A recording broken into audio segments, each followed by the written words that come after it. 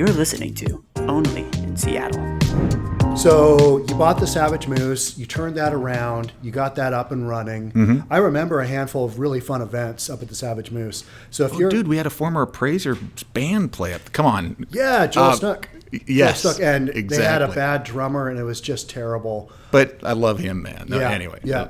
So, obvious plug for your bar, Savage Moose. It's in Kenmore. Mm-hmm. It's right on Northeast Bothell Way, correct? Yeah, it's like, if you know where...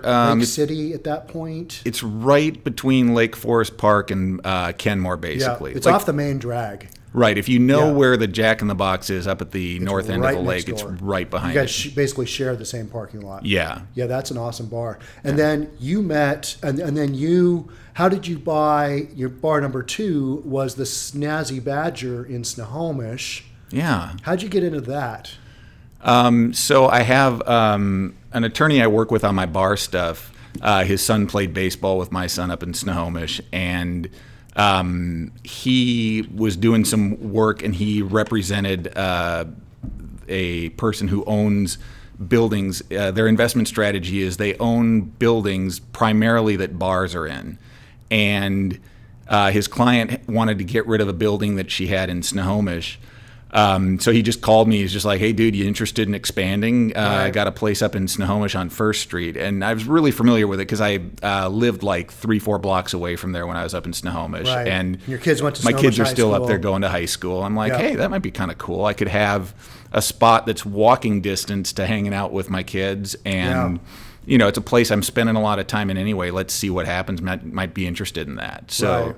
But I bought the building and the bar up there. Yeah, so, which is different than your other 2 bars because you're on leases there. Right, exactly. You own the business, but you do not own the real estate. Right. So you own the Snazzy Badger. You kind of did a turnaround there as well. Yeah. That was actually, that one was... What did you rename I got that the bar one for from? free when I bought the building, though. That was one where the bar owner had failed, which is a common theme in bar ownership. And the bar owner had failed, and I purchased his equipment and whatever leftover alcohol he had there from him, and then rebranded and renamed and kind of rebuilt the thing. What was it called before? I want to say, the 907. It was the 907, and before that, it was a sports page. That's the house address of the address of the bar. Yeah, exactly. It's on 1st Street in Snohomish, but it's right. Yeah, and there were a few other names it had before that, but it really it was a lot of fun. But there was only so much that bar could do because of parking limitations and just the way business was up there.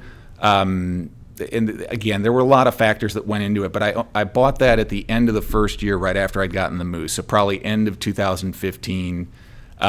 Just you bought 2 bars pretty close back to back. Yeah, and it wasn't really there were a number of different factors that went into it, but I will say that what was really nice about the bars, and something you keep in mind as looking at bars, is when you're in football season, bars look like the greatest investment in the history of the world. So cool. I would love to own this. Right. This would be awesome. It's packed in here. Yeah, but midway through February, you ask yourself, how much of a genius was I to get into this business? And that is kind of one thing I want to talk about is there are seasonal times for neighborhood sports bars. Oh, absolutely. Yeah. And so it's an up and down business for sure, because in middle of winter, people have blown all their money from Christmas. Right. They got a bunch of credit card debt. They are not going out as much. And tax returns don't get back until March, April. Right. Yeah. They get their tax money. Oh, hey, let's go to the bar. Let's reward ourselves for overpaying the government. Yeah. But on the other hand, it is an industry where when things are bad, people go to the bar.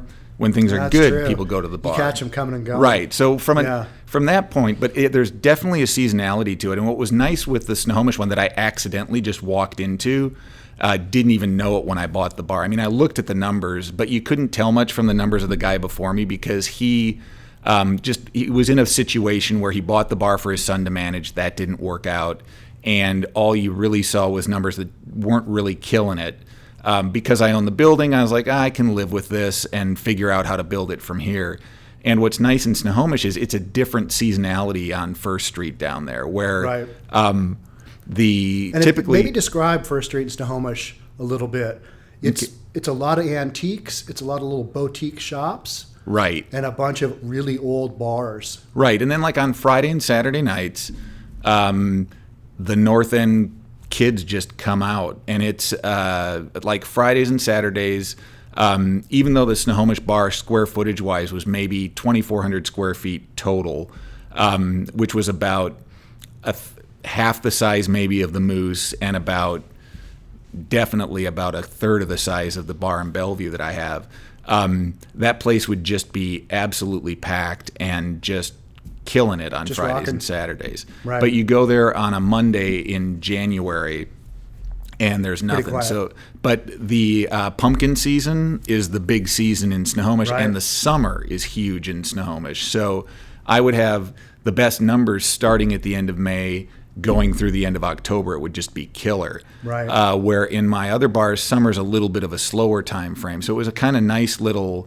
The ups and downs were different there than they had been in the Kenmore bar, which was kind of nice. It created a consistency of income that I didn't really expect going into it, which is kind of Okay. neat. Yeah. It's funny how the Snohomish River Valley has turned into an agritainment industry. Yeah.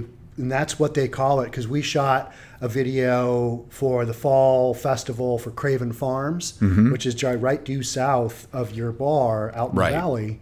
And man, there are so many farms out there who do, the pumpkin patch, the hayride, all that Right. stuff. So you picked up on that Absolutely. business from there. Oh no! And if you had an October where the weekends were dry, like most years, my October month was my best production month out of the Snohomish Wow. bar. Yeah. Because of the fall festival. Yeah, absolutely.